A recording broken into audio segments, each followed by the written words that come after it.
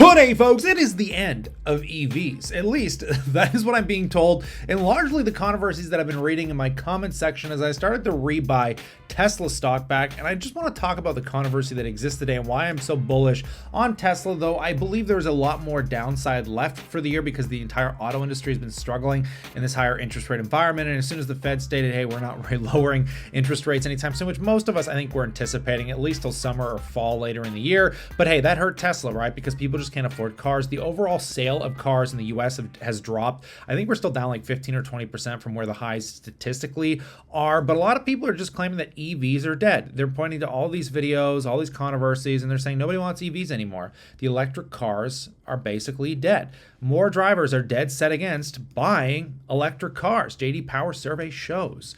And I find this funny because this comes at a time when all these traditional OEMs are switching to hybrids, and they're saying hybrids are the true way of the future, which I find hilarious because it wasn't that long ago that EVs were the wave of the future and GM and Ford were going to lead it. Now they're saying, no, we're releasing hybrids. We're pulling back on the EV revolution because they can't do it profitably. Does that mean it's better or worse for you? Well, that's the real question, right? Do we trust the big auto conglomerates? And I'm not trying to cause too much controversy, but the reason I'm being a little bit dramatic about this is because there's a state of reality here. And that is that a lot of countries, a lot of states in the US are going to be banning internal combustion engines by 2035. And Canada's on board with this as well. There's going to come a time when these companies can no longer sell these vehicles. And they have had a very big struggle with this because they came too late to the game, because in the world of electric vehicles, you have to start with the higher priced ones to increase your margins as much as possible to build out the manufacturing to do it successfully and profitably. And when you've been around as long as GM, you have to be profitable. But then you've got the unions coming down your back, and the dealerships don't want to sell electric cars because there's no maintenance, there's no oil changes, there's no checkups, there's no air filters, there's none of this crap that you have to go and get done on a regular basis, right? So I really believe that this whole narrative that the winter ruins the batteries in electric cars, like they lose efficiency. It's like, yeah, statistically they lose around 30% efficiencies in winter, but gas cars driving around town lose 15 to 35% efficiency in gas. Long range, they tend to do a bit better, sure, but most people aren't driving 300 miles a day. Most people are doing on average 15 to 25, and everyone I know that owns an electric vehicle, they don't want to go to gas. They're tired of going to gas stations. They like going to do their job, coming in and plugging their car in it, and like they do their phone. They like not changing the brakes as often. They like not doing all this usual crap that you always have to do with regular cars. And the fact of the matter is like, you know, they're better, they're cheaper, they're more affordable. This is facts. We've proven this. This is why Tesla's existed for so long. Because, yeah, you know, when you look at Consumer Report that says, oh, there's been more problems with EVs than other cars, they're less reliable, but they take into consideration paint chips, a blown tire. If you got to take your car in for anything, it loses reliability. It's not that there's like actual functional problems with the batteries, which statistically have great warranties of over typically 100,000 miles, and they statistically can last up to a couple 100,000 miles. And yes, they're expensive to replace. They cost like 20 grand. But the fact is usually you get an entire lifespan of that is the equivalent to a regular gas car that over the entirety of the vehicle is going to save you anywhere from, as far as I can tell, $5,000 to $20,000. There's article after article. You can read through these. Popular EVs cost less to own than gas cars. Consumer Report says the same company that says they're less reliable says they're cheaper to own. I mean, does that make any sense, people?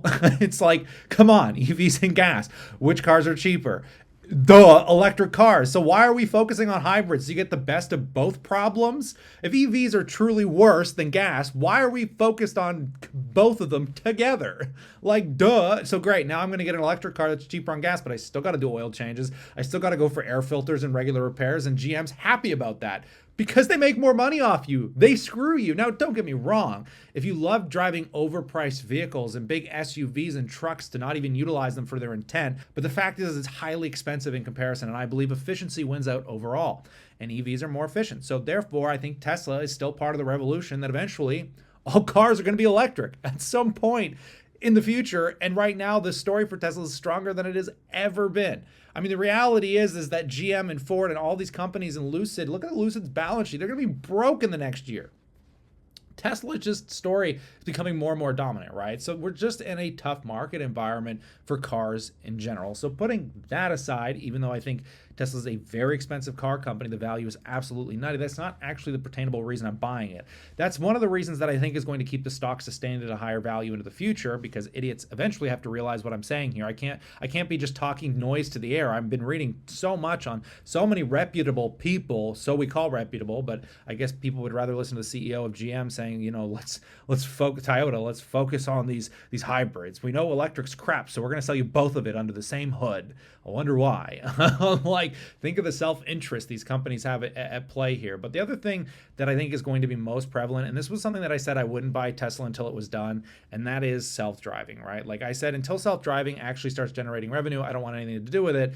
But the fact of the matter is like, when I was watching self-driving 6 months ago, a year ago, I wasn't very impressed with it. But they had to assert the entire system and the entire architecture behind how this thing was operating, and this new system is very, very, very impressive. And another one of the primary reasons that I think is going to be more relevant than anything I've just discussed, all those other businesses are going to help propel Tesla and keep it at a high value. But what's really going to take this thing to the moon, who knows when, 3, 5, 10 years from now, I don't know when this is going to happen, but the robotics and the margin expansion and the entire reality that we're about to face because of how advanced machinery has become, and now that we can get the software to back it and start building out that architecture, once that stuff gets to a point of even being able to do moderate tasks properly, I mean, we're going to talk about, imagine something that can work 16, 18-hour days, charge up the rest of the 6 hours a day, whatever it is. No smoke breaks, no talking back, no bathroom breaks, no pensions, no nothing. Like, you could charge $250,000 or $500,000 for one of these things and it pays itself off in 5 years or less. I can't imagine the numbers that are going to get behind this kind of future that we are heading toward. And Tesla's not the only company. There's a company called Figure AI I've talked about that has a manufacturing agreement with BMW. And, dumb money, if you guys have seen this channel, they've talked about this. They recently did some videos on Apple Pro. And I mean, Chris here is a little bit more speculative than I am, but he said he's putting like 60 or 70% of his portfolio and he's leveraging up in Tesla, especially as Tesla stock drops just because of the robotics. He doesn't think the market has recognized the value of this. And I believe they haven't either. Now, like I said, there's a lot of conversations going on in one place with Tesla stock, but I think for the rest of the year, it's going to be highly negative. I think Tesla's growth, if you're looking at the revenue and the gross profit, it's going to continue to fall over. Even though they're their number one selling vehicle, sales continue to increase, but they can't actualize any of that. So it looks bad on the books if you're just paying attention to the numbers. But the fundamentals of the business remain rather strong. In my opinion, I could be completely wrong. This is just my perspective on it. But like I said, if Tesla continues to drop, I'm a buyer at 160. I'll be a buyer below 150. I've got an initial starting position at an average of 181. We'll see what happens here. But my praying is that it keeps going down. Because, like I said, I think this is going to be a very fascinating story and a very controversial one. And, it's a small percentage of my portfolio. I'm not throwing the entire farm at this, but I recognize the outsized capabilities of a company like this, and we're in the early stages of it. But I'd love to know what you think in that comment section below.